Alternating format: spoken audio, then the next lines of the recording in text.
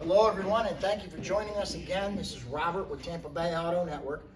We're walking around a 2019 Honda Accord LX today. If you're on our YouTube page, please don't forget to like, subscribe, comment below. What do you think about this Accord? Also, don't forget to smash that bell. That'll get you some notifications about our inventory and these walkarounds as they're made. We do this to be transparent with you, to show you the things that will not show up in our 100 high-definition photos that are located on our website. If you'd like to see those, plus everything else that we offer, please visit TampaBayAutoNetwork.com. At the very end of this video, you'll be able to hear the engine running on the Honda Accord, so let's go ahead and get that walk around started.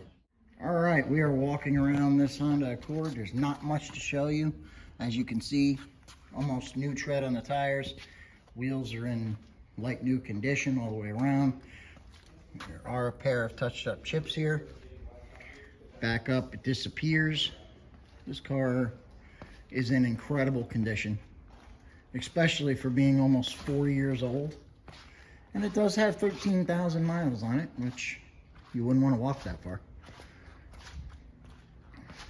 The paint is perfect. There's no scratches or dings or dents, scuffs.